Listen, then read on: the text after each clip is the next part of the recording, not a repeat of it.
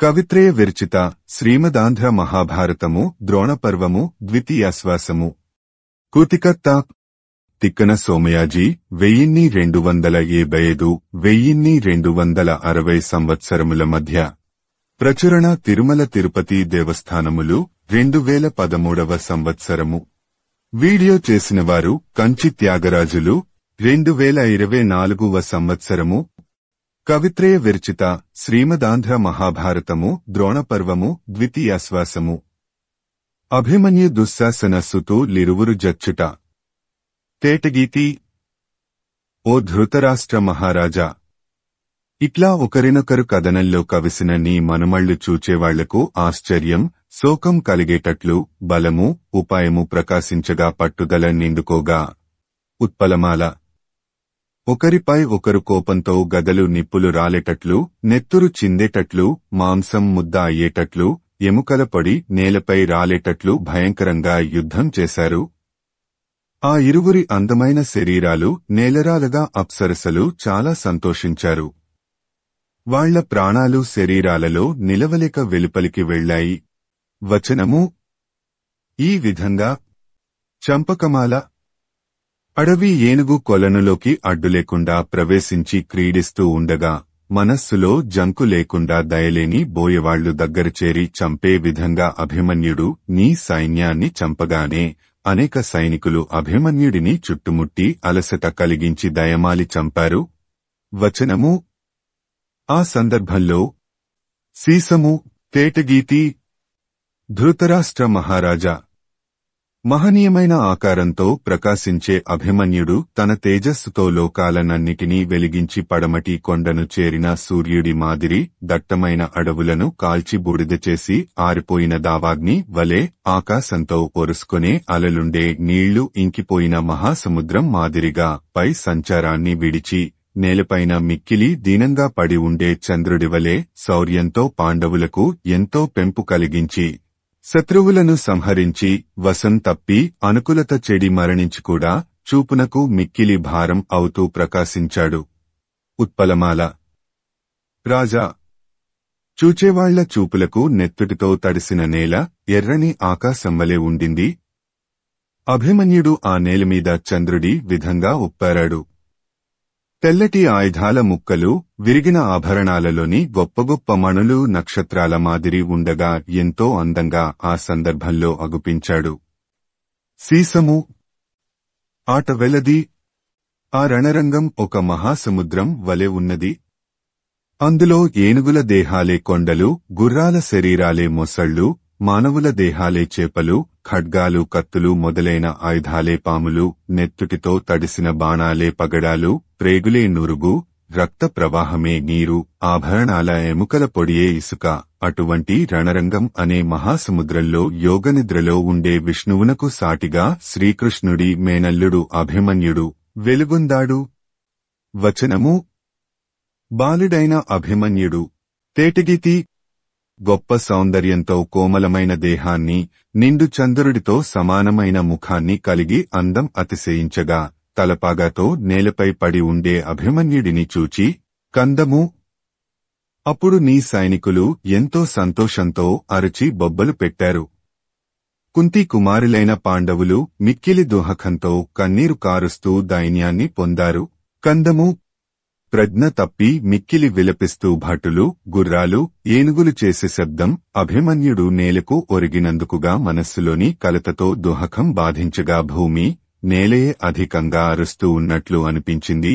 వచనము ఆ సందర్భంలో కందము ఈ విధంగా అనేకులు గుమగుడి ఒక్కడిని చంపటం అధర్మం అంటూ నాలుగు దిక్కుల నుండి ఆశ్చర్యంగా పెద్ద ధ్వనితో సమస్త భూతకోటి ఘోషించింది. వచనము ఈ విధంగా పరాక్రమాతిశంచేత రౌద్ర రసాకారుడైన అభిమన్యుడు నేలకొరగటం చేత పాండవ సేనలు చేష్టలు దక్కి పోరుమాని కలత చెంది ఉండగా ధర్మరాజు యుద్ధవీరులను చూచి ఇట్లా అన్నాడు.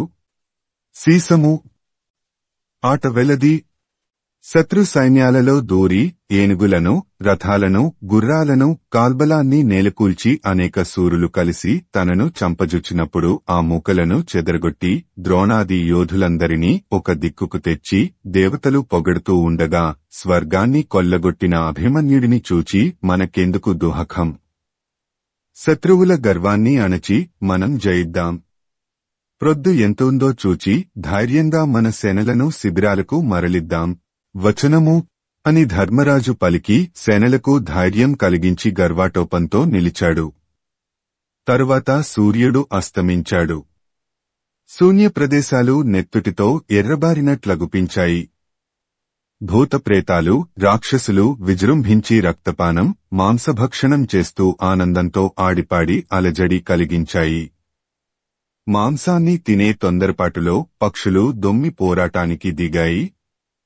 మాంసభక్షణపు తొట్రుపాటులో ఆడునక్కల గుంపు పెద్దరొదలు చేశాయి.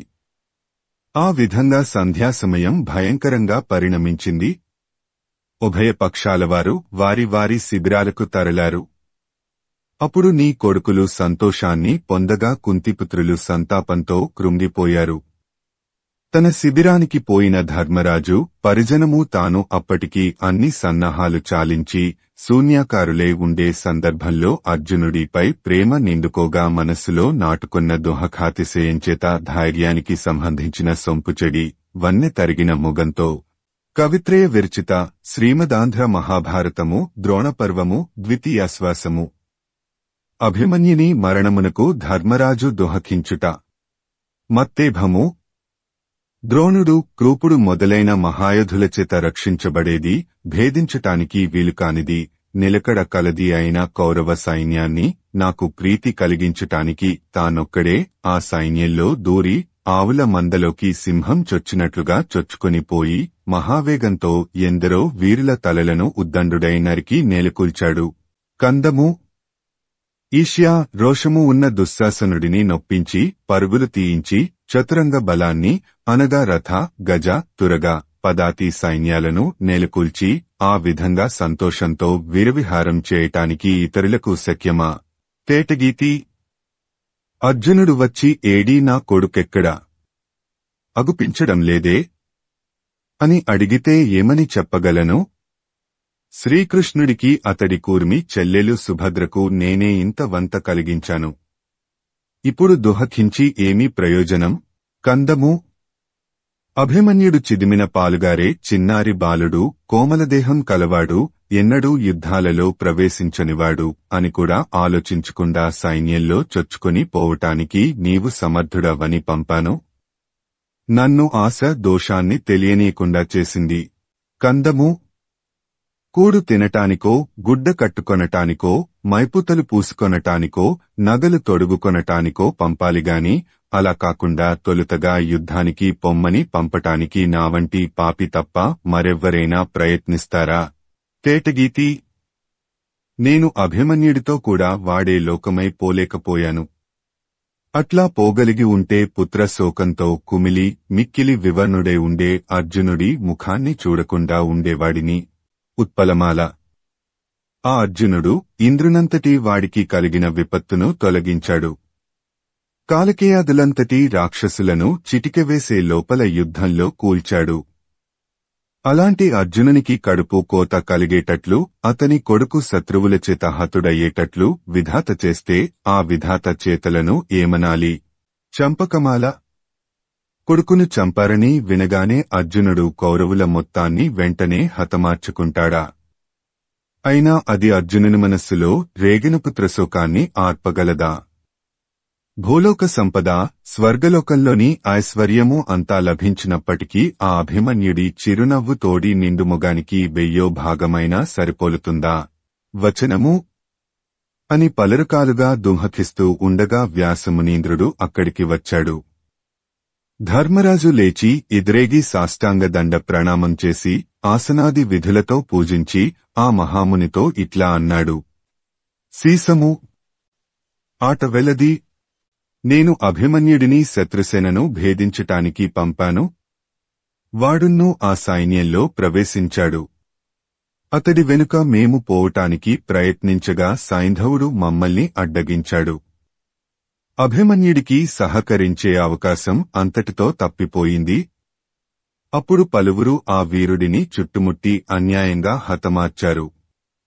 కోమల స్వరూపుడు, పసిపాపడు అయిన కుమారుడిని ఆ విధంగా ఒంటిగా బాణాల పాలు కావటానికి పంపి తాను జీవించే కఠినాత్ముడెక్కడైనా ఉన్నాడా? అతి విస్తారమైన శోకసముద్రంలో మునిగి మిక్కిలి తల్లడపాటు చెంది మనస్సు ప్రజ్ఞ కోల్పోగా ఇంక చేసేదేముంది? వచనము అని ధర్మరాజు పలుకగా వేదవ్యాసుడు విని అతడితో ఇట్లా అన్నాడు. చంపకమాల! మిక్కిలి బలవంతుడైన ఆ అభిమన్యుడు చిన్నబాలుడా? అంతమంది రాజులను అంతం చేశాడు. పైకి దండెత్తి వచ్చే శత్రువులు బాణాలు ప్రయోగించకుండా పూలబాణాలు ప్రయోగిస్తారా? అన్నీ తెలిసిన పెద్దలు ఆపదలలో బాధతో కలత చెందుతారా? చావులు ఆశ్చర్యకరములా?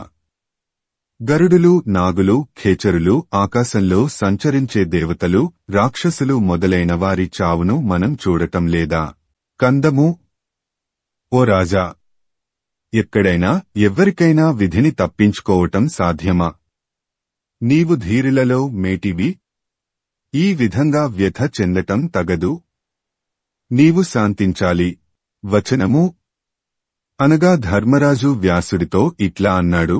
చంపకమాల! మునివర్యా! ఉపాయము బలము ఉండి పరాక్రమంతో ధీరులే ప్రకాశించారే కాని చస్తాం అనే మనోవికారం తమ్ము పొందకుండా రాజులు నిలకడగా ప్రాణరక్షణ చేయటానికి సమర్థులు కాలేకపోయారు గదా. బాగా ఆలోచిస్తే మృత్యువును అవశ్యం అనుభవించి తీరవలసిందే. వచనము అనగానే వ్యాసమహర్షి ధర్మరాజుతో ఇట్లా అన్నాడు. పూర్వం ఇట్లాగే పుత్రుడి మరణం వలన కలిగిన దుఃఖంతో బాధపడే అకంపనుడు అనే రాజు నారదుడు తెలిపిన మృత్యు ప్రకార విధానాన్ని స్పష్టంగా విని చిత్తశాంతి పొందాడు. ఆ కథను నీకు చెప్పుతాను, ఏకాగ్రతతో వినుము. అది నీ మనసులోని బాధను తొలగించి శాంతిని కలిగిస్తుంది. సీసము ఆట వెలది. శత్రువులు అకంపనుడి మీదికి దండెత్తి అతడిని స్వాధీనం చేసుకొని బంధించారు. అది చూచి అతడి కొడుకు హరి అనేవాడు వారింప సాధ్యం కాని భుజగర్వంతో ఆ శత్రువులపైన విజృంభించి వెంటనే తండ్రిని తన పరాక్రమంతో విడిపించి అంతటితో తృప్తిపడక మళ్లీ గర్వంతో చతురంగబలాల్ని శ్రమ పెట్టగా భయంకరులైన శత్రుయోధులు వివిధాస్త్ర శస్త్రాలతో అతడిని చంపారు. అప్పుడు అకంపనుడు మిక్కిలి కోపించి వేగంతో కందము! అడవిని కాల్చే దావాగ్నితో పోల్చదగనవాడే శత్రువుల అందాన్ని నశింపజేసి వాద్యాల నోతలు అతిశయించగా దేవేంద్రుడి వలె తన నగరంలో ప్రవేశించాడు. వచనము ఈ విధంగా జయించి వచ్చియున్ను. ఆట వెలది. కుమారుడిని పదే పదే తలుచుకొని బాధపడుతూ ఉండే ఆ కంపనమహారాజు దగ్గరకు నారదుడు ఎంతో ప్రీతితో రాగా ఆ మహర్షికి వినయంతో ఆసనం వేసి అన్ని మర్యాదలు చేసి వచనము నారదుడి దగ్గర కూర్చుండి తన వృత్తాంతాన్ని చెప్పాడు. కొడుకు గుణాలను కీర్తించాడు. అతడిని పోగొట్టుకొనటం వలన విజయం కలిగినా అది సంతోషాన్ని కలిగించటం లేదని దుఃఖాన్ని ప్రకటించాడు. అంతేకాక కందము! నారదమునీంద్ర! ఈ లోకానికి మృత్యుదేవత ప్రభువు అని వింటున్నాం. అది ఇట్లాగో దాని పుట్టుకను మహాత్మ్యాన్ని వినాలని ఆసక్తిగా ఉన్నది. నేను అడిగింది సమంజసము తెలియదగనది అని అనుకొంటే సముచితంగా వివరించవలసింది. వచనము కవిత్రయ విరచిత శ్రీమదాంధ్ర మహాభారతము ద్రోణపర్వము ద్వితీయాశ్వాసము. నారదు డకంపనునకు మృత్యుదేవతా ప్రభావం బెయింగించుట అని అకంపనుడు అడిగిన వెంటనే మహాత్ముడైన నారద మహర్షి దయాళువై ఈ విధంగా చెప్పాడు. బంధు మరణానికి కలిగే దుఃఖాన్ని పొగొట్టే మృత్యువు యొక్క వృత్తాంతాన్ని వినటం శుభప్రదం. నీవు శ్రద్ధాసక్తులతో వినుము. చెప్పుతున్నాను. బ్రహ్మ ప్రాణికోటిని సృష్టించి ఆ ప్రాణికోటికి సంహారం లేకపోవటంతో అది భూమికి భారమైంది. ఎట్లా ఈ భారాన్ని నివారించటమా అని ఆలోచించి చింతతో అందుకు తగిన సాధనం అగుపించక కోపించగా అతడి ఇంద్రియాల నుండి మంట పుట్టి అన్ని వైపులా వ్యాపించి నిర్జీవ ప్రపంచాన్నంతా దహించటానికి పూనుకొన్నది. అప్పుడు లోకాల మేలు కొరకు శివుడు బ్రహ్మను శరణువేడగా అతడు పరమశివుడిని చూచి ఎంతో మన్నన దయా కలవాడే, కందము తెలుసుకొనటానికి వీలుకాని స్వరూపం కలవాడా, మన్మథుడిని దహించినవాడా, పరమశివ నీ ఇచ్ఛా అనివార్యం, అడ్డు చెప్పరానిది. ఏ పని ఆశించి మీరు వచ్చారో చెప్పండి, వెంటనే ఆ పని నేను చేస్తాను అన్నాడు. బ్రహ్మదేవుడు ఆ విధంగా అనిన అనంతరం ఆట వెలది. శివుడీ విధంగా అన్నాడు, సమస్త సృష్టిని చేయగలిగిన నీవు ప్రాణికోటి సంతోషాన్ని పొందుతూ ఉండగా ఎందుకు కోపం పూని నశింపజేస్తున్నావు? వచనము: నా కొరకైనా నీవు ఈ లోకాలను దయతో అనుగ్రహించాల్సింది అని శివుడు అడుగగా, బ్రహ్మ నాలో నిజానికి కోపంగాని మరే కోరికగాని లేవు. వినుము. నా సృష్టి వలన కలిగిన ప్రజ యొక్క భారాన్ని మోయలేక శ్రమపడే భూదేవి తన బాధను తెలుపగా ఆమె మేలుకోరి సంహారం చేస్తూ ఉన్నాను. ఎంత ఆలోచించినా ఏదీ ఉపాయం కనిపించటం లేదు.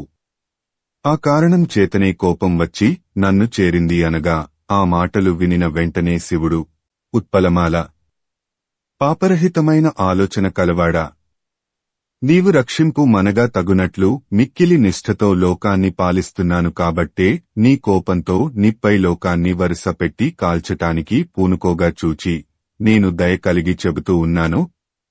ముల్లోకాలకు ప్రభువైన వాడా, భయంకరమైన కోపంతో వశం తప్పిపోవటం నీకు తగునా? వచనము: ఎందుకిట్లా ఒక్కుమ్మడిగా చరాచర జగత్తును బూడిద చేయటం? భూభారం తొలగటానికి తగిన సంహార కార్యం మరొక్కటి ఆలోచించుము. కోపాన్ని వదిలిపెట్టుము అని పరమశివుడు పలికాడు. పాపకళంకం తొలగిన ఆ శివుని మాటలతో బ్రహ్మ తన కోపాన్ని అణచుకున్నాడు. అగ్గి ఆరిపోయింది. లోకాలు సంతోషించి బ్రహ్మను పరమేశ్వరుడిని కీర్తించాయి. సీసము, తేటగీతి. బ్రహ్మదేవుడి ఇంద్రియాల నుండి ఎర్రటి మొగంతో, నల్లటి అవయవాలతో, ఎర్రటి వస్త్రంతో ఒక స్త్రీ జన్మించి మెల్లగా నవ్వుతూ ఎర్రబారిన కళ్లతో ఆ లోకనాయకులను చూచి నిర్లక్ష్యభావంతో దక్షిణం వైపు పోసాగింది. అప్పుడు బ్రహ్మ ఆమెను ఓదార్చుతూ మృత్యువా, మృత్యువా అని నేర్పుగా పిలిచి, సంహరించే సంకల్పం నాలో కలిగినప్పుడు ఆ కోపం నుండి నీవు పుట్టావు కాబట్టి తారతమ్యం లేకుండా అన్ని ప్రాణులను సంహరించుము. నా ఆజ్ఞతో చేసే ఈ పని వలన నీకు గౌరవం సిద్ధిస్తుంది. వచనము అనగా విని మృత్యుదేవత శోకించగా కన్నీరు కారింది. ఆ కన్నీటి బిందువులను బ్రహ్మ చేతిలో పట్టి లోక శ్రేయస్సునుద్దేశించి ఆమెను పలురకాలుగా ఓదార్చాడు. ఆమె గాలికి కదలాడే తీగవలె వణకుతూ చేతులు జోడించి ఆ బ్రహ్మతో ఇట్లా అన్నది, తేటగీతి, ఓ దేవదేవా, నీవు నన్ను పుట్టించినావటగా, నేను దయమాలిన పనులకు ఎట్లా ఉచ్చుకొనగలను? చుట్టాల మరణానికి, చావుకు మిక్కిలి మానసిక దుఃఖంతో ఆర్తులైన వాళ్లు చచ్చిపోయిన బంధువులను మాటిమాటికి స్మరిస్తూ చేసే రకరకాల ఏడ్పులతోడి కంఠస్వరాలు నేను వినజాలను. వచనము: ఈ ధర్మంకాని పనికి జంకుతాను. నామీద దయించి ఈ పనికి నన్ను పంపకుండా తపస్సు చేయటానికి పంపుము. నాకీ వరం ఇమ్ము. నేను ధేనుకాశ్రమానికి వెళ్ళుతాను అని అనగా బ్రహ్మ ఆమెను చూచి, సీసము, తేటగీతి, నిన్ను జన వినాశానికై నేనే కల్పించాను. కాబట్టి నీ మనస్సులో కలిగే విచారాన్ని విడువుము. ఇది ఈ విధంగా జరగవలసి ఉన్న పని. దీనికి విరోధం ఎందుకు ఏర్పడుతుంది?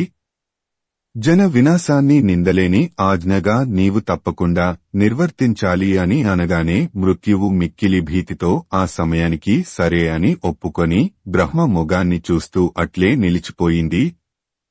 అందుకు బ్రహ్మ సంతోషించాడు. లోకాలనన్నింటినీ ఎంతో దయగల చూపుతో చూడగానే అవి ఎంతో సంతృప్తి చెందాయి. పరమేశ్వరుడును మనస్సులో ఎంతో సంతోషించి మరలి వెళ్లాడు. వచనము: మృత్యుదేవత కూడా బ్రహ్మకు నమస్కరించి, తేటగీతి, వెంటనే మృత్యువు ఆ ప్రదేశం విడిచి ధేనుకాశ్రమంలో ఎన్నో వ్రతాలు చేసి నంద, కౌశిక అనే నదులలో అనేక పుణ్యకార్యాలు చేసి ఇంకా చాలా పుణ్యక్షేత్రాలలో, తీర్థాలలో వచనము దైవాన్ని ఉద్దేశించి పెక్కురీతుల కఠిన తపస్సులు చేస్తూ హమవత్పర్వత శిఖరం మీద నియమనిష్టలతో ఉండగా బ్రహ్మదేవుడు ఆమెకు ప్రత్యక్షమై, ఓ మృత్యువా, నీవెందుకు కఠిన నియమనిష్టలతో తపస్సు చేస్తున్నావు అని అడిగాడు. ఆమె ఇట్లా అన్నది, సుఖంగా ఉన్న ప్రజల మెడలు నులిమి చంపలేను. నన్నీ పనికి పంపబోకండి. అధర్మ భయంతో నిన్ను శరణువేడుతున్నాను. ఆర్తురాలను నన్ను కరుణించుము అని నమస్కరించింది. అప్పుడా బ్రహ్మ మృత్యువుతో ఇట్లా అన్నాడు, ఆట వెలది, ఓ మృత్యుదేవత, నీకిది అధర్మం ఎందుకవుతుంది? నా ఆజ్ఞ నిర్వర్తించటం వలన నిన్ను ధర్మమే పొందుతుంది. నీకు దీనివలన నిర్మలమైన యశస్సు కూడా కలిగేటట్లు నేను, శివుడు వరాలు ఇస్తున్నాం. వచనము ఇది మేము నియమించిన పని. దీనికి నీకు భయమెందుకు? 4 విధాలైన ప్రాణుల సమూహాన్ని సంహరించుము అని బ్రహ్మ చెప్పగా మృత్యుదేవత, దేవా, నీ ఆజ్ఞ శిరసావహిస్తాను. నా విన్నపం ఒకటి ఉన్నది, ఆలకించండి. లోభక్రోధాలు, ఈర్ష్యాసూయలు ప్రాణుల దేహాన్ని వికారం చెయ్యాలి అని అడిగింది. అందుకు బ్రహ్మ సరే అంటూ ఇట్లా చెప్పాడు, నీ కన్నీటి చుక్కలన్నీ రోగాలై జననాశనం చేస్తాయి. దీనివలన నీకే పాపము అంటదు. ప్రాణి సంహారం నీ పరమధర్మం. నీ శుభాన్ని నేను ఆకాంక్షిస్తున్నాను. ధర్మం యొక్క స్వరూపమే నీవు. ఈ విశ్వానికి నీవే యజమానురాలివి. కామక్రోధాలు విడిచి ప్రాణులను ఆకర్షించుము. ఇది ధర్మతత్వం యొక్క క్రమపద్ధతి. నీకు భయమెందుకు? కపట ప్రవర్తన గలవాళ్లను ఆ అధర్మమే నిర్మూలిస్తుంది అనగానే అధర్మం తనను అంటుకోదు అనే అభయవాక్యంతో మృత్యువు బ్రహ్మ ఆదేశాన్ని అంగీకరించింది. ఆ బ్రహ్మవాక్కులను అనుసరించి మానసిక రోగం, శారీరకమైన జబ్బు, ఆధివ్యాధులు శరీరాలకు కీడు కలిగించగా మృత్యుదేవత ప్రాణాలను అపహరించటంతో ప్రాణాలు శరీరాలను విడిచి దేవత్వాన్ని పొందుతూ మళ్లీ మానవత్వాన్ని చేరుకొంటున్నాయి. తేటగీతి భయంకరంగా హోరుమని శబ్దం చేసేవాడు, భయంకరుడు, సర్వస్వతంత్రుడు, గంభీరుడు, ఊహించటానికి వీలుకాని పరాక్రమము, తేజస్సు కలవాడు అయిన వాయువు ఈ శరీరాన్ని కాపాడటానికి, నశింపజేయటానికి సమర్థుడైన ప్రభువు. పోవటం మళ్లీ రావటం అతడికేమీ వింత కాదు. కందము ఓ రాజా, మానవులు దేవతలుగా, దేవతలు మానవులుగా అవుతూ ఉంటారు. కాబట్టి నీ కుమారుడికై దిగులు పడవద్దు. అతడికి శాశ్వతమైన వీరస్వర్గం లభించి ఉంటుంది.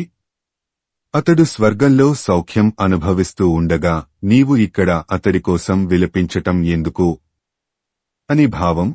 కందము ఈ జగత్తు దోహకంతో కూడుకొన్నది. అతడు ఈ లోకాన్ని విడిచి కేవలం సుఖంతో కూడుకొన్న దోహకం దారి చేరని ఆ లోకంలో పుణ్యపురుషుల సాంగత్యాన్ని పొందాడు. వచనము బ్రహ్మ కల్పిత నిశ్చయాన్ని గ్రహించి ధీరులు మూతులను గూర్చి దుహకించరన్న నారదుడితో అకంపనుడు ఈ విధంగా అన్నాడు. కందము ఓ మునిశ్రేష్ఠ, నీవు సమయ సముచితంగా చెప్పిన పవిత్రమైన, యోగ్యమైన కథ విని నా శోకం నశించింది. మనస్సు ఎంతో సమ్మతితో ప్రీతి చెందింది. వచనము అని వినయంతో నమస్కరించాడు. నారదుడు తనదైన అశోకవనానికి వెళ్లాడని చెప్పి వ్యాసమునీంద్రుడు, కందము ధర్మరాజా, ఈ కథను వ్రాసినా, చదివినా, విన్నా మానవాళికి ఆయుస్సు, సంపద, ఆరోగ్యం, శ్రేష్టమైన గుణం కలుగుతుంది. వచనము అభిమన్యుడు యుద్ధంలో వెనుకాడక వివిధాయుధాలతో శత్రుబలాలను ఓడించి వీరస్వర్గ సౌఖ్యాన్ని, కీర్తిని పొందాడు. కాబట్టి నీవు శోకించనవసరం లేదు అని చెప్పగా విని ధర్మరాజు ఉత్తమ క్షత్రియ ధర్మపద్ధతి అటువంటిదే కదా అని మనస్సులో తలపోసి సూరులు పుణ్యలోకాలలో సుఖిస్తారని తెలిసి తీవ్రమైన శోకాన్ని విడిచి మరల వేదవ్యాస మునీంద్రుడితో ఇట్లా అన్నాడు. ఆట వెలది. పూర్వం మిక్కిలి ప్రఖ్యాతి కెక్కి మరణించిన రాజశ్రేష్ఠులు యజ్ఞాలు ఏ విధంగా చేశారో ఆ ఉత్తమ కర్మాలేవో నాకు తెలియజేసి నన్ను అనుగ్రహించవలసింది. వచనము అనగానే వ్యాసుడు విని ఆ ధర్మరాజు అభిప్రాయం తెలుసుకొని ఇట్లన్నాడు, నీవిప్పుడు ఈ విధంగా అడగటం నీ కుమారుడు పూర్వపు మహారాజుల వంటివాడు కాబట్టి వారికి అభిమన్యుడికి పుణ్యగతిలో తారతమ్యం ఎటువంటిదో తెలియటానికే అని ఊహిస్తున్నాను అన్నాడు. అప్పుడు ధర్మరాజు, మీ దివ్యమైన మనస్సులో మీరేది తలచి నిశ్చయించుకున్నారో దానిని నేను ఎట్లా కాదనగలను? మీరు తలచిన దాన్నే వినాలని ఎంతో ఇష్టపడుతూ ఉన్నాను. సెలవియండి. చంపకమాల అనగానే ఆ ముని శ్రేష్ఠుడు వ్యాసుడు అతడితో ధర్మరాజుతో ఇట్లా అన్నాడు, ఓ రాజా, యజ్ఞాలు నిర్వర్తించేవాళ్లు, తపస్సు చేత ప్రకాశించేవాళ్లు, దానం చేసేవాళ్లు, గొప్ప శీలం కలవాళ్లు పోగలిగే ప్రదేశాలు యుద్ధంలో మరణించే శూరులకు ఒక లెక్క. ఒక సంపత్తేనా? అర్జునుడి కొడుకు మహోదాత్తమైన చోట సౌఖ్యస్థితిలో ఉన్నాడు. వచనము అది అట్లా ఉండని గొప్పవారైన రాజులు మిక్కిలి గొప్ప కార్యాలు చేసిన పద్ధతిని తెలుసుకొనటం మంచిదే కదా. అంతటి మహానుభావులు సైతం గతించారు కాని భూమిమీద శాశ్వతంగా నిలిచి ఉండలేదు. వారి కథలు వినటం చేత నీ మనోదహకం తగ్గుతుంది. చెప్పుతాను వినుము. కవిత్రయ విరచిత శ్రీమదాంధ్ర మహాభారతము ద్రోణపర్వము ద్వితీయాశ్వాసము. వేదవ్యాస మునీంద్రుడు ధర్మజునకు సువర్ణష్ఠీవి చరిత్రంబు సెప్పుట. కందము ఓ రాజా, పుణ్యస్వరూపుడు మహిమకు నివాసమైనవాడు అయిన సృంజయుడు అనే రాజు సముద్రంచేత ఆవరించబడిన సమస్త భూమిని తానొక్కడే ఏకఛత్రాధిపత్యంగా పరిపాలిస్తూ ఉన్నాడు. వచనము సంతాన వాంఛగల సృంజయుడు నిరంతర బ్రాహ్మణార్చనలు చేశాడు.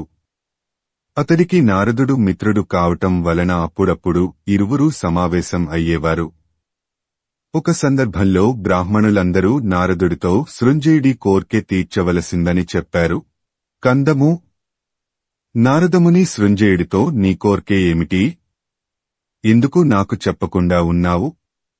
అనగానే దేవతా గణంచేత కీర్తింపబడే నారదమునీంద్ర, నేను నిరంతరము సద్గుణ సంపన్నుడు రూపవంతుడు అయిన కుమారుడిని కోరుకుంటూ ఉంటాను. వచనము ఆ కొడుకు యొక్క మూత్రం, మలం, కన్నీరు, చెమట ఇవన్నీ బంగారంగానే కావాలి అన్నాడు. నారదుడు అతడికి ఆ వరం ఇచ్చాడు. ఆ సృంజయుడు అట్లాంటి కొడుకును పొంది సువర్ణష్ఠీవి అనే పేరు పెట్టి అనురాగంతో పెంచసాగాడు. ఆ కొడుకు వలన ప్రతిరోజూ బంగారాన్ని పొందుతూ క్రమక్రమాభివృద్ధి పొంది పడకలు, గద్దెలు, ఇండ్లు, ప్రాకారాలు మొదలైన వస్తువులన్నీ బంగారుమయం చేసుకుని సాటిలేని మహిమతో ఆనందంతో ప్రకాశిస్తూ. కందము ఆ విధంగా సృంజయుడు ప్రకాశిస్తూ ఉండగా అవివేకులైన కొందరు క్రూరులు ఆ పిల్లవాడిని దొంగతనంగా పట్టుకొని నోటిలో గుడ్డ తురిమి వెలుపలికి తీసుకుని వెళ్లి ఒక అడవిలో ఆటవెలది కడుపును చీల్చి ఒళ్లంతా గాలించి అక్కడ బంగారు కనిపించకపోవటంతో శవాన్ని పారవైచి పోతూ ఉండగా వాళ్లు చేసిన కర్మఫలం వారిలో కలత కలిగించగా. వచనము ఆ పాపాత్ములైన దొంగలు తమలో తాము కలహించుకొని ఒకరినొకరు చంపుకొన్నారు. సృంజయుడు తన కుమారుడికై వెదికి కళేబరానికి పరలోక క్రియలు నిర్వర్తించాడు. కుమారుడి మరణానికి ఎంతో విలపించాడు. అప్పుడు నారదుడు అతడి కడకు వచ్చి అర్ఘ్యాసనాది విధులతో అర్చించబడి. కందము రాజా, ఎందుకిట్లా దోహకంతో తపిస్తావు? ప్రాణం శరీరాన్ని విడిచిపోకుండా ఉంటుందా? ఎంత ఏడ్చినా చచ్చినవాళ్లు మళ్లీ తిరిగి వస్తారా? చెలిమిచేత నీకు నేను హితం చెప్పుతున్నాను. కవిత్రయ విరచిత శ్రీమదాంధ్ర మహాభారతము ద్రోణపర్వము ద్వితీయాశ్వాసము. షోడశ రాజ చరిత్రము. వచనము నిలకడగల మనస్సుతో వినుము అని ఇట్లా అన్నాడు. సీసము ఆటవెలది సమ్మర్తుడనే మహర్షి బృహస్పతితో ఈర్ష్యపడి అపద్రష్ట ఋత్విక్కు అయి వచ్చి పూనికతో యజ్ఞకార్యం నిర్వహించగా హిమాలయ పర్వతం యొక్క అడుగుభాగంలో దేవేంద్రుడు, వరుణుడు మొదలైన దేవతలు, మునీంద్రులు సహాయంగా ఉంటూ ఉండగా యజ్ఞానికి కావాల్సిన శాలాదులు బంగారుమయాలుగా, వస్త్రాలు, బంగారు, నెయ్యి, పెరుగు, పాలు, పండ్లు మొదలైన తర్పణానికి అవసరమైన మంచి వస్తువులు నిండుగా ఉండగా అందరూ పొగడేటట్లు అనేక యాగాలు చేసిన మరుత్తుడు అనే చక్రవర్తి శాశ్వతమైన పదవిలో ఉండగలిగాడా? సీసము ఆట వెలది. సుహోత్రుడనే రాజు సక్రమ మార్గంలో రాజ్యాన్ని సంపాదించి బ్రాహ్మణులకు సేవలు చేసి మంచి మంచి వ్రతాలతో దేవతలను సంతృప్తిపరచాడు. ఎంతో ప్రీతితో వరుణుడు ప్రతి సంవత్సరము బంగారుమయాలైన ఎండ్రకాయలను, చేపలను, తాబేళ్లను వర్షింపజేస్తూ ఉండగా తన ధనాన్ని యాచకులకు ఇస్తూ మిక్కిలి నిష్ఠతో కురుభూములకు సంబంధించిన మెరకనేలలో అశ్వమేధాది యజ్ఞాలు చాలా నిర్వర్తించాడు. సమస్త ప్రజలు ఎంతో కీర్తించారు. ఆ ప్రభువును చివరకు మరణించాడని వింటూనే ఉన్నాం గదా. సీసము ఆట వెలది.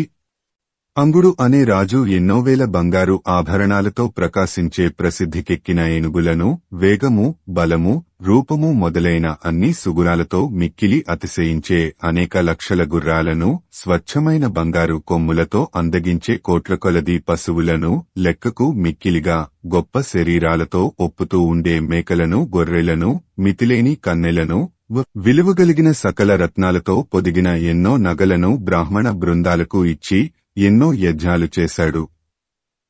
అట్టిరాజు అంగుడు దివంగతుడు కాలేదా? సీసము ఆట వెలది. సప్త ద్వీపాలలో విహారలీలలతో తేరు నడవగా శత్రువులనే మాట విని తెలియక ధనార్జనవేళ ప్రజలను బాధించక అతడి పుణ్యకార్యాలకు మెచ్చి పరమశివుడు అక్షయ ధనాన్ని ప్రసాదించగా శిష్టులతో ఎడం లేకుండా నిండిపోయిన గంగ ఒడ్డున ఎన్నో అశ్వమేధయాగాలు శిబి చక్రవర్తి నిర్వర్తించాడు. చుక్కలను, వాన చినుకులను లెక్కించవచ్చునేమో కాని అతడు చేసిన గోవుల దానానికి మితిలేదు. అట్లా పొగడదగిన శిబి చక్రవర్తి శాశ్వతంగా ఈ లోకల్లో ఉండగలిగాడా? సీసము ఆట వెలది. ఓ రాజా, యౌవనంలోనే తపస్సు చేయడానికి తండ్రి ఆజ్ఞతో అడవులకు పోయిన గౌరవము, సముద్రం పైన ప్రసిద్ధంగా వంతెన నిర్మించిన ప్రసిద్ధ పవిత్ర వైభవం, ముల్లోకాలకు కంటకుడైన రావణుడిని బంధుసమేతంగా కూల్చిన సామర్థ్యం, శిశుమరణాలు కలగకుండా కావించిన ఆశ్చర్యకరమైన మహత్యం కలిగి ఉండి అశ్వమేధాది యజ్ఞాలు ఎన్నో చేసి సమస్త ప్రజానికాన్ని తల్లివలె పోషించిన దశరథ రాముడు కాలధర్మం చెందాడు కదా. సీసము తేటగీతి. తన పూర్వులైన సగరులకు ఉత్తమగతి కలిగించటానికే అంతకు ముందెవ్వరూ చేయలేని పనికి తాను పూనుకొని ఆకాశగంగను భాగీరథి అనే పేరుతో భూలోకంలో ప్రవహింపజేసి దేవేంద్రుడు ప్రశంసించేటట్లు తన పరాక్రమంతో అడ్డులేకుండా అశ్వమేధయజ్ఞాలు కావించే సందర్భంలో వేలవేల రథాలలో అలంకరించిన కన్నెలను ఉంచి రథరథానికి 100 వంతున ఏనుగులను, ఏనుగుకి 1000 గుర్రాలను, ప్రతి గుర్రానికి అదే విధంగా 1000 గోవులను ఏర్పాటు చేసి అధికంగా బంగారుతో కూడా బ్రాహ్మణులకు ఇచ్చిన భగీరథుడు ఉన్నాడా? సీసము ఆట వెలది. ఓ రాజా, విశ్వావసుడు మొదలైన గంధర్వులెంతో సంతోషంతో వీణ మొదలైన వాద్యాలు వాయించగా అప్సరస స్త్రీలు ఆడుతూ పాడుతూ అలరించగా దేవతలు రకరకాల అలంకారాలు ధరించి అందాలు చూపగా ఋషులు కీర్తించగా మానవులు పసిడి, కూడు, గుడ్డ, తొడవులు మొదలైన దానాలు గ్రహించి సంతృప్తి పడగా ఎన్నో అశ్వమేధాలు చేసి దిలీపుడు ఇంద్రుడిని మెప్పించాడు. 100వ యజ్ఞాన్ని చేస్తూ ఉండగా ఆ గుర్రాన్ని తన కిమ్మని దేవేంద్రుడు అడుగగానే ఇచ్చివేశాడు. అట్టి ఆ దిలీపుడిని ఇప్పుడు మనం చూడగలమా? సీసము ఆట వెలది. రాజముఖ్య. మాంధాతృ చక్రవర్తి తాను పుట్టింది మొదలు ఇంద్రుడి చేతి నుండి ప్రవహించునట్టి నెయ్యి, పాలు త్రాగి 12 దినాలు ఆయన ఆదరించగా పెరిగి 12 సంవత్సరాల వయస్సులోనే రాజ్యాన్ని పొంది ఉదయాస్త పర్వతాలే హద్దులుగా విశాలమైన భూమండలాన్ని ఏకఛత్రాధిపత్యంగా అనుభవించి పర్వతాల అంతటి అన్నరాశులతో నదులవలె ప్రవహించే నేతులతో బ్రాహ్మణులకు అన్న సంతర్పణం చేశాడు. రాజసూయాలు, అశ్వమేధాలు చేశాడు. కాని అతడు ఈ లోకంలో శాశ్వతంగా నిలిచాడా? సీసము. ఆట వెలది. ఓ రాజా! యతి దేవాసురుల యుద్ధంలో పాల్గొని రాక్షసులను సంహరించాడు. వర్ణాశ్రమ ధర్మాలు ఏర్పాటు చేశాడు. భూమిని సింగారించి అగ్నిష్టోమం, అశ్వమేధం, వాజపేయం, అతిరాత్రం, పౌండరికం వంటి ఎన్నో యజ్ఞయాగాదులు చేశాడు. సమస్త భూములలో సంప్రాప్తించే సంపదలను తనకని ఏమీ ఉంచుకొనకుండానే మొత్తం సంపత్తిని బ్రాహ్మణులకు దానం చేశాడు.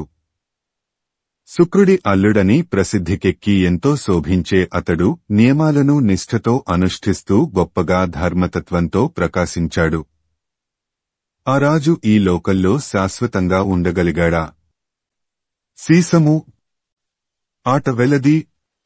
ఎందరో రాజులు ఒక్కసారిగా ఓర్వలేక యుద్ధంలో దండెత్తి పైకి రాగా వాళ్ల ఆయుధాలు, గొడుగులు, వాహనాలు, జెండాలు నరికి గజగజ వణికే ఆ రాజులు శరణు వేడగా అందరినీ దయతో కాపాడి తానే ఇంత పెద్ద సామ్రాజ్యాన్ని పరిపాలించాడు. లెక్కలేనన్ని యాగాలు చేశాడు.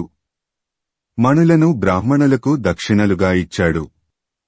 అట్టి ఆ అంబరీష మహారాజు ఇప్పుడేమైనాడో నీవే చెప్పుము. సీసము. తేటగీతి. శశిబిందుడు 1,00,000 మంది భార్యలను బుజ్జగించి ఒక్కొక్కరి వలన 1000 మంది కలుగగా 10 కోట్ల మంది కుమారులను కన్నాడు.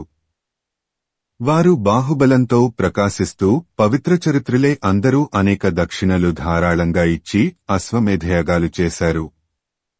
తండ్రి ఆజ్ఞ కుమారులు ఆ విధంగా పాటించి ప్రవర్తించగా ఆ శశిబిందుడును వ్రతనిష్ఠల, శ్రద్ధపాలన, సమృద్ధి ఒప్పగా ప్రసిద్ధ యాగాలు నిర్వర్తించాడు. కాని అతడు శాశ్వత శరీరాన్ని పొందగలిగాడా? సీసము. తేటగీతి. రాజశ్రేష్ఠ. గైడు తీవ్రమైన తపస్సు చేసి అగ్నిని ఆరాధించాడు.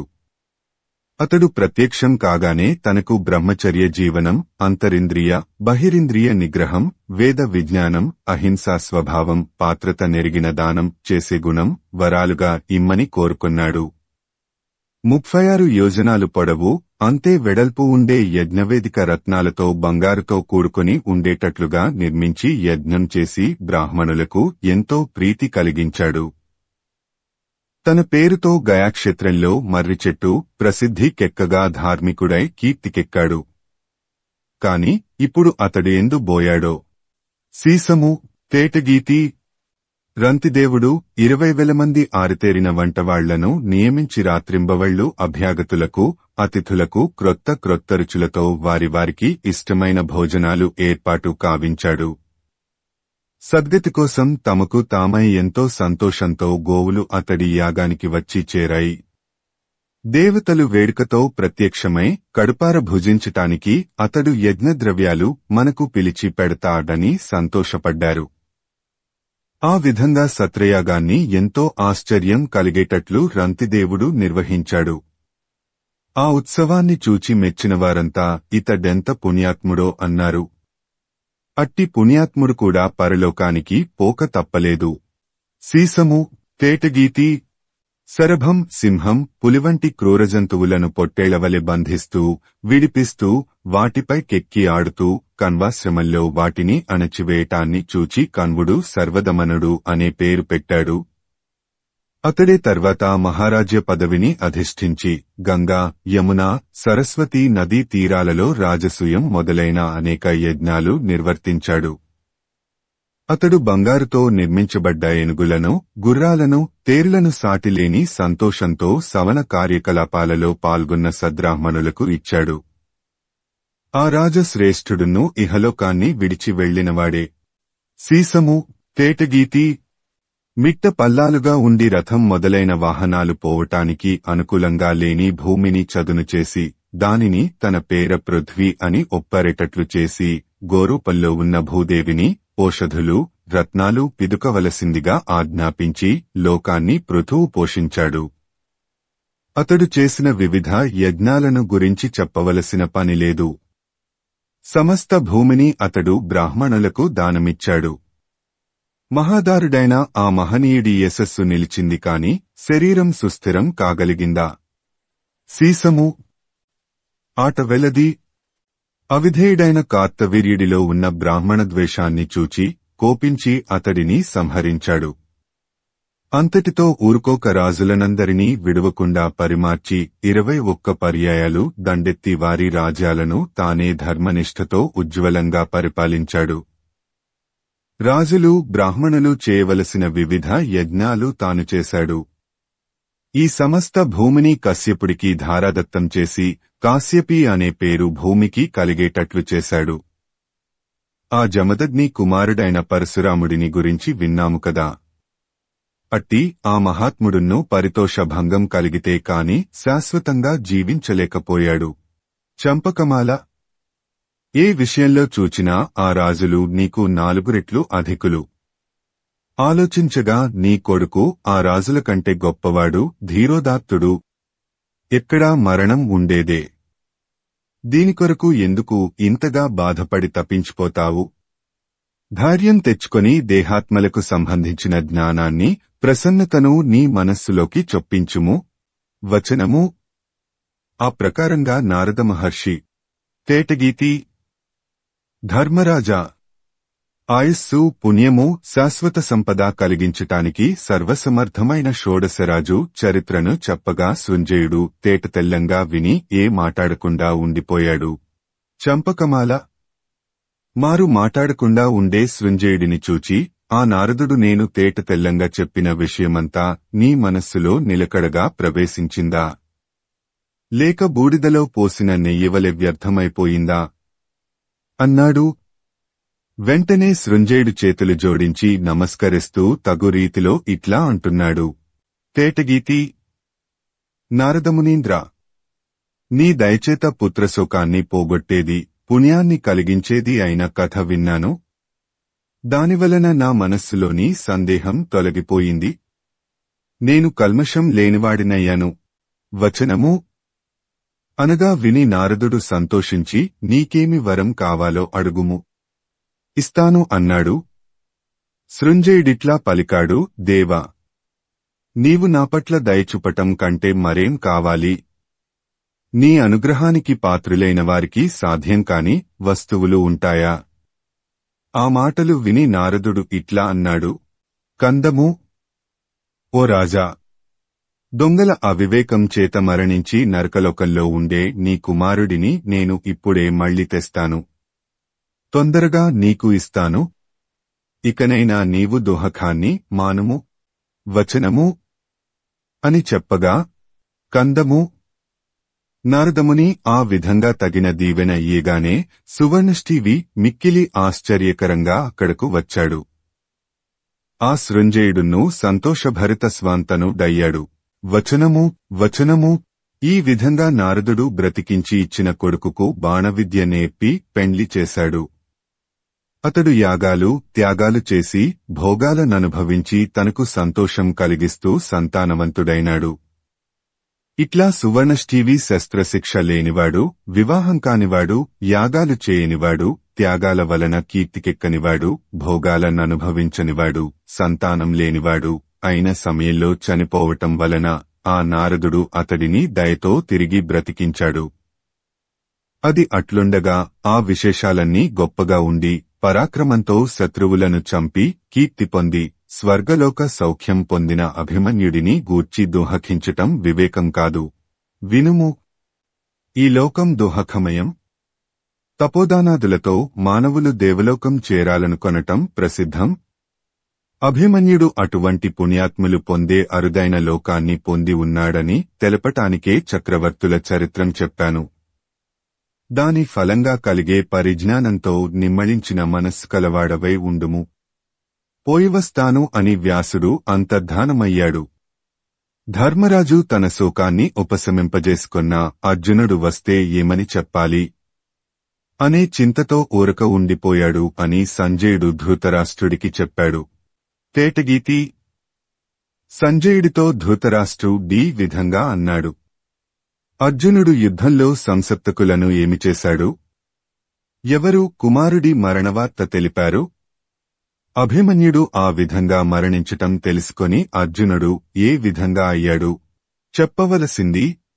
కందము. అనగా విని సంజయుడు ఇట్లా అన్నాడు, గొప్ప అడవులను కాల్చే కార్చిచ్చు వలె సంసప్తక సైన్యాలను అర్జునుడు పరాక్రమంతో విజృంభించి సంహరించాడు. కవిత్రయ విరచిత శ్రీమదాంధ్ర మహాభారతము ద్రోణపర్వము ద్వితీయాశ్వాసము. అర్జునుడు శిబిరంబునకు వచ్చునెడ దుర్నిమిత్తంబులం గని కృష్ణునితో జెప్పుట. వచనము. అట్లా చంపి తిరిగి వచ్చేటప్పుడు కృష్ణుడిని చూచి చంపకమాల. అంతటా దుశ్శకునాలే కనిపిస్తున్నాయి. నా మనస్సు కూడా కలత చెందుతూ ఉన్నది. శరీరం స్తంభించటం మొదలైంది. ఆలోచించగా ద్రోణుడు సామాన్యుడా? ధర్మరాజు ఎటువంటి దుర్గతికి వచ్చాడో. అనగానే కృష్ణుడు రాజు, ఆయన తమ్ములు ధర్మరాజు భీమ నకుల సహదేవులున్నూ సుఖంగా ఉన్నారు. మరొకవైపున అమంగళం ఇప్పుడే తెలియబోతూ ఉన్నది. వచనము. కృష్ణార్జునులు సంధ్యావందనం చేసి కాంతిహీనమై చింతాక్రాంతమై ఉన్న నిజ శిబిరాన్ని చేరారు. ఆ శిబిరం పగిలిన చిత్రలేఖనాలుండే గోడలవలె ఉన్నది. అక్కడ ఉండే జనాలు పాలిపోయిన మొగాలతో ఉన్నారు. ఆ ప్రకారాన్ని గమనించి అర్జునుడిట్లా అన్నాడు, కందము. కృష్ణ, ఈ సైనికులు నన్ను చూచి తలలు వంచుకొని ప్రక్కలకు ఒదుగుకొని వెళ్లిపోతూ ఉన్నారు. అది ఎందువలన?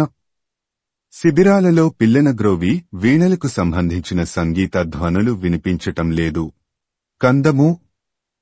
ఈ శుభాన్ని ప్రజలకు కలిగించిన ఆ మహత్వానికి స్థానం ధర్మరాజో భీముడో నకుల సహదేవులో మరెవ్వరో ఊహకు అందటం లేదు. ఆట వెలది. వికసించే ముఖంతో ముద్దుల కుమారుడు అభిమన్యుడు ఎందుకో ఎదురు రాకున్నాడు. ఈ చెవులకు ఎటువంటి వార్త వినబడుతుందో. చెయ్యి పెట్టి కలచివేసినట్లుగా మనస్సులో క్షోభ మొదలైంది. కందము. పెక్కుమాటలకు ఒక్క మాట కూడా బదులు పలుకని కృష్ణుడితో మనస్సులో దుహకం చిగురించగా మాటాడుతూ ముఖంలో వివణత కలుగగా ధర్మరాజు ఉన్న శిబిరానికి పోయాడు. వచనము.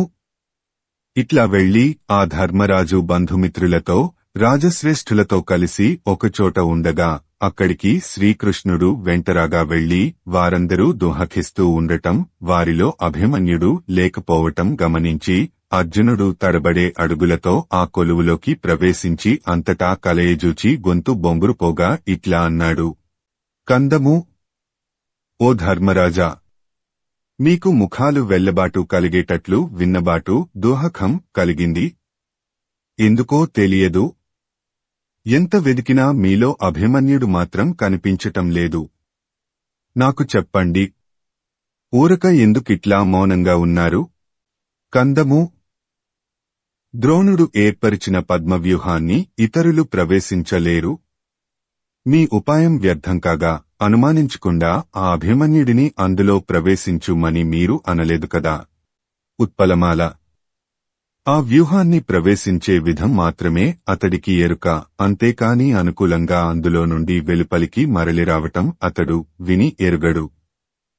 దీనిని తెలియకపోవటం చేత పాపకార్యానికి ఒడిగట్టి మీరు అతడిని ప్రవేశించటానికి పంపగా అతడు శౌర్యంతో ప్రవేశించి కురువీరులు చుట్టూ చేరి ముట్టడించటంతో యుద్ధవీరుల సమూహంచేత మరణించలేదు కదా. మత్తేభము. శ్రీకృష్ణుడి మేనల్లుడు, కుంతికి కూర్మి మనుమడు, నా కుమారుడు, యుద్ధ క్రీడా చతురుడు, దివ్యాస్త్రాల నేర్పుతో ప్రకాశించేవాడు అయిన ఆ వీరుడిని ఎవరు నేల కూల్చారో?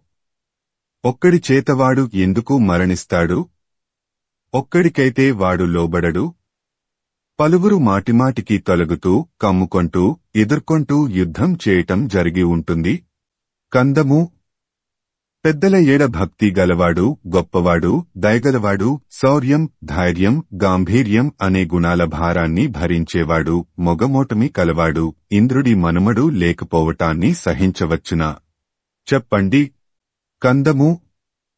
ఆ నవ్వుముఖాన్ని, ఆ తెల్లని కన్నులను, ఆ విశాలవక్షస్థలాన్ని కళ్లారా చూడగలిగితే జీవిస్తాను. చూడకపోతే ఎట్లా జీవించగలను? సీసము. ఆట వెలది. హంసతూలికా తల్పం మీద పవ్వళించే శరీరం ఈనాడు కటికనేలలో కలిసింది. గుడుగుల నీడలో అందగించే ముఖం మాటిమాటికి వ్యాపించే పెద్ద దుమ్ముతో క్రమ్ముకొనబడింది. స్త్రీలు విలాసంతో సేవించగా ప్రకాశించే సుఖవంతుడు ఈనాడు నక్కల నడుమ పడి ఉన్నాడు. సమస్త ప్రజలకు ప్రభువై ఉండే దొర ఈనాడు దిక్కులేనితనాన్ని పొందాడు. మిక్కిలి వినేపరుడు, ఇంగితజ్జుడు, సుభద్ర ముద్దుల కొడుకు, వీరశ్రేష్ఠుడు, అభిమానధనుడు, ఇంద్రుడి మనవడు, నా మిత్రుడు అయిన ఆ మనోజుడు నేడు లేడు. ఉత్పలమాల. అయ్యో! నావంటి దౌర్భాగ్యుడికి అటువంటి పుత్రరత్నం ఎట్లా దక్కుతుంది? బ్రహ్మ దయలేనివాడు. మిక్కిలి గొప్ప వస్తువులను చాలా దినాలు ఉంచటానికి అతడు సమ్మతించడు. శత్రువులైన ఆ సంసప్తక సైన్యం పలవగానే నేనక్కడికి ఎందుకు పోయాను? మహోదాత్త గుణాలే ఆభరణాలుగా శోభించే అభిమన్యుడిని పోగొట్టుకున్నాను. వచనము అంటూ నేలమీద కూలబడి అర్జునుడు. ఉత్పలమాల. దుహకాన్ని భరించలేక అర్జునుడు హ! ధర్మరాజకుమారా! నన్నెడబాయటం నీకు తగునా? తల్లిని బాధించటం ధర్మమా? ఇదిగో నీ మేనమామ కృష్ణుడు వచ్చాడు. తొందరగా రా. ఒంటిగా వెళ్ళిపోవటం యుక్తమా? ఓ అభిమన్యు! నేనేమైపోతానో? ఉత్తరను మంచి మాటలతో ఓరడించుము అని అనేక విధాలుగా విలపించాడు. వచనము అంటూ పెక్కురీతులతో దుహకించి ధర్మరాజు ముఖాన్ని చూచి. ఉత్పలమాల. ధర్మరాజా! భీముడు ఆ సమీపంలో లేడా? ద్రుపదుడు ఎక్కడున్నాడు? అతడిని మరోచోటికి పంపావా? సాత్యకి యుద్ధానికే రాలేదా? విరాటుడు ఎక్కడకు పోయాడు? అప్పుడు నీకు అసాధ్యం కావటంతో కాపాడటానికి వీలు లేకపోయిందా? అభిమన్యుడు మరణించటానికి కారణం ఏమిటి?